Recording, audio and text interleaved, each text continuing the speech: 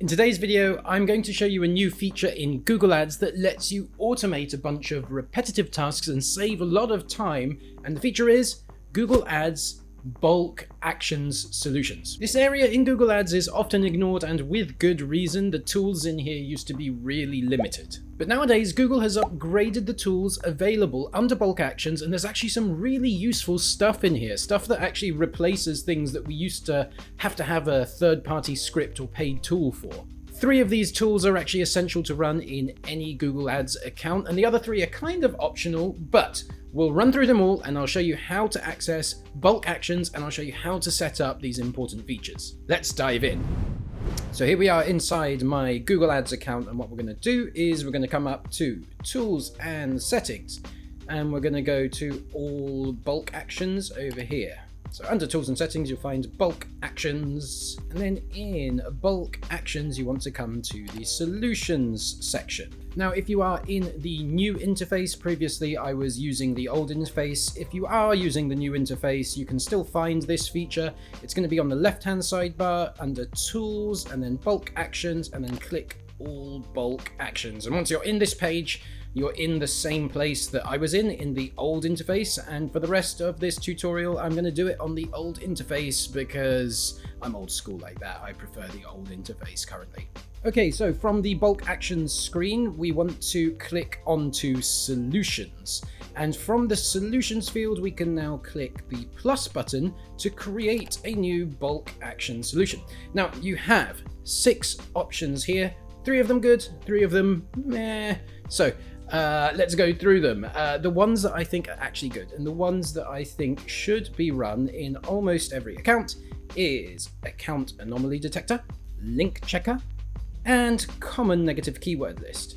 So Account Anomaly Detector, let's first go into how to set that up. So you want to come to All Solutions and then click Create New. You can name your anomaly to whatever you want. So let's say we just want to do a conversion based rule, then we would say maybe conversion dropped. And then here you can fill in all the details that you want to monitor the campaign for. So in this case, I'm going to just do a conversion drop alert. So let's not worry about this, let's not worry about that, and let's just say conversions threshold with respect to, so if conversions drop below 70% of my historic average, and you can set your date range here. So you got to set the date range that works for you. If you have a very low conversion volume account, like let's say every 30 days you only get 10 conversions, then I would certainly not set this to the 4-week mark, because if you get such a low conversion volume, then you might just naturally get a lot of fluctuation every 4 weeks. Now in this client account that I'm working in, we tend to get quite a high conversion volume. They get multiple thousands of conversions per month, so this account would be absolutely fine to use the 4 weeks. But if you get really low conversion volume, you probably want to use 13, 26, maybe even 52 weeks, just to make sure that you're looking at a statistically significant amount of conversions there. So for this one we're going to do 4 weeks. And then now that we've selected my thresholds, I'm just going to come back here and just rename my solution so that it says in the name exactly what it's doing. And then you can put an email address in here. So, email address here, you stick that email address in there, and then what's going to happen is the system will notify you once the anomaly has been detected. You can set a frequency as well. You could do hourly or daily. I don't recommend weekly or monthly for Account Anomaly Detector. I think that's just probably not enough. Minimum daily or possibly even hourly, depending on the type of threshold that you've put in and the type of anomaly that you're monitoring for. And then once you've set all that up, you can run a preview just to see what the results would be if you ran this thing right now. And you can click save, but before you click save, you are going to need to click this button here. It's going to pull up your sign-in details, and then you're going to click through here, make sure you're signed in, and then what this will do is it will authorize the script to run on your behalf. So once you've authorized it, that notification bar will disappear and you will be able to save. And obviously you don't have to just go with a conversion threshold like I did. You can do as many of these or none of these or one of these or two of these. The one thing I would just caution though is when you first do this, there's a tendency for people to want to do this, right? They'll go, oh yeah, and I don't want impressions there. Oh, and cost should be, oh, if it's 150. Oh, and in case clicks go, 50%. And yeah, so there's a tendency to do this, is to do too much thresholds for everything. And if you do this, you will probably learn the annoying way, the hard way, that if you put too many thresholds, you end up getting too many alerts. And too many alerts is a really bad thing, because eventually, after a few weeks of you getting alerts all the time, even when it wasn't actually important, you're just going to go blind to those alerts. So you want to be kind of careful with this and don't over alert yourself. So that's why I just started with a conversion threshold, and I'd recommend you do something similar. Just pick the one thing that's most important. If you're a beginner to setting anomaly alerts, just pick the one thing, maybe conversion 70%, something like that. Set a sensible date range and implement that, and then boom, you've instantly got a more secure account. When those alerts come in, they're going to be genuine alerts, so you'll know to actually pay attention to them. So you just want to be careful with that. Don't over alert yourself. The next solution that I would like to show you is a very simple one, the link checker. So this is a nice little tool. We used to have a third-party script or tool to do link checking for us, but Google has just gone and built that into the system now. Really easy to set up. Just click create new, and I just recommend everyone do this. There's no cost to doing this. You may benefit from this. It may spot something, or it may never spot something, but either way, it takes you about 2 minutes to set this up, and then if there is an issue at some point in the future in your account, you're going to be notified. So you'll thank yourself, or maybe even thank me later for having set this up. So solution name it whatever you want. It's a link checker, sure. You can see I've already actually filled out the details in here for what I want. Actually, the default details in here are pretty much fine. You don't actually need to change much in the default details. I mean, you can change the name and labels if you want, but basically you're probably just going to want to keep this ticked and this unticked. You want to check active ad URLs, not paused ones. You want to check active keyword URLs, not paused ones. You do want to check your site link URLs as well, but not paused ones. I mean, you can include the paused ones if you like, but usually it's just a waste of time, right?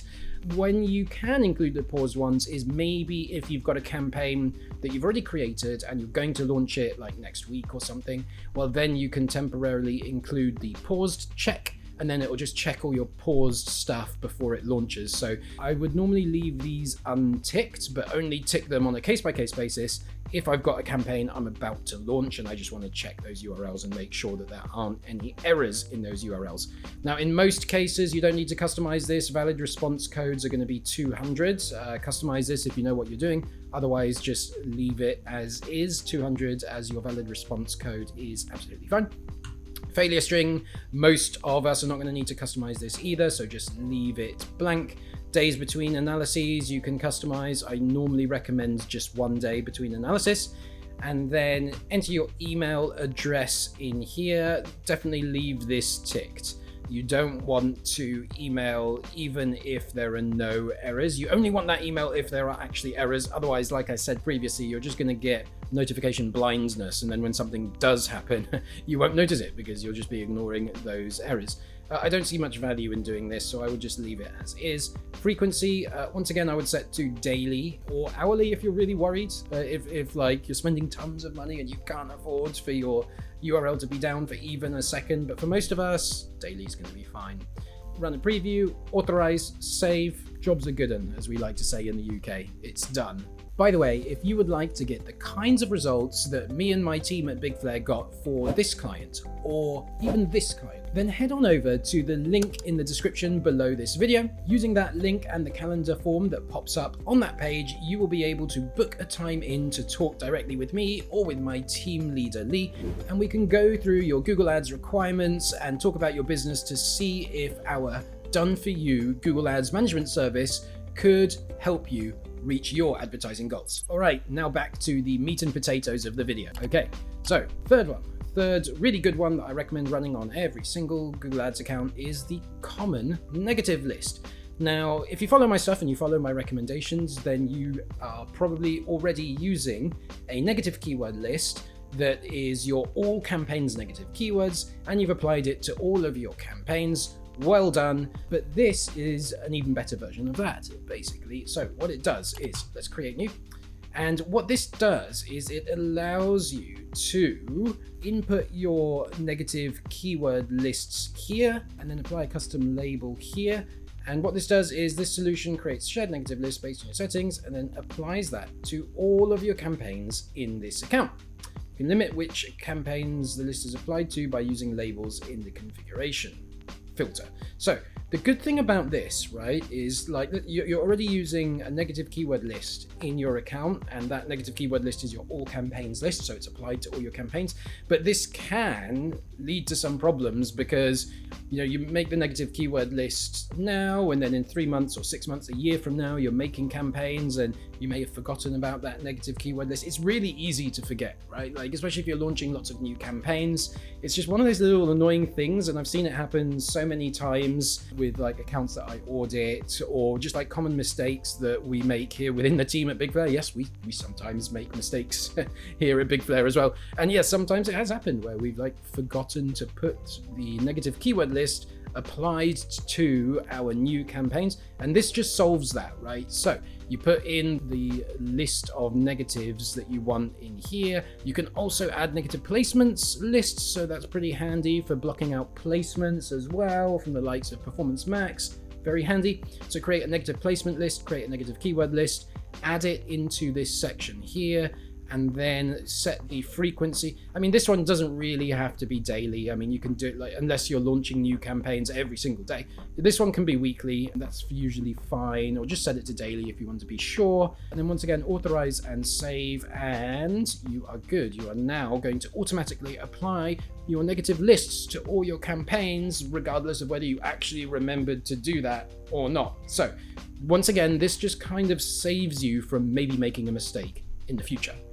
So those are the 3 core essential bulk actions solutions that I recommend in every single account. You also have flexible budgets, ad performance, and account summary. These are really on a case-by-case basis. Account summary, it generates an automatic report. You can't really customize the report. You can get much better reporting from something like Looker Studio, or just pulling your data into Google Sheets, or just using the built-in reporting feature in Google Ads. So I don't really rate this all that much. Once again, the ad performance is just a templated report for your ad performance that it sends to your email. You can't customize it, so limited usefulness. I would say generate the report, send it to your email, see if you like the report, but know that you can get much better reports emailed to you just even within the system. You don't have to use a fancy third-party tool like me and my team do. You can get much better reports just within the system without having to use this feature, right? And flexible budgets, this one is kind of interesting. It will adjust your budgets each day depending on the settings that you provide. Every day it will create a new budget to ensure that your spend is distributed evenly and cut the budget down to 0 when the budget is reached.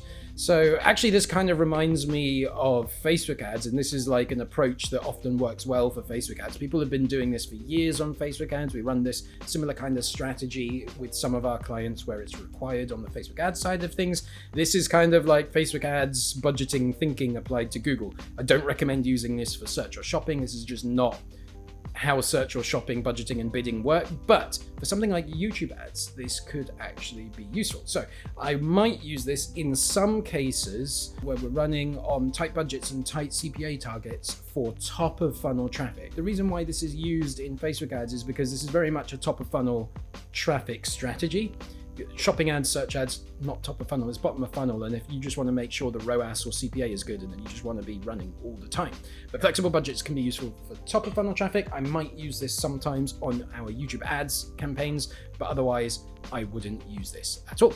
But yeah, you've got your campaign name, budget amount. You just go through the settings. Once again, authorize and save if you want to use this feature. Now, if you liked this video, then you may be interested to check out this video right up here, where I show you how I got a 70% increase in conversions in Google Ads with one really easy to copy ad copy trick. I kid you not, that was the result that came out of one little ad copy tweak that you can implement in your account today. So go check out this video if you want to learn more.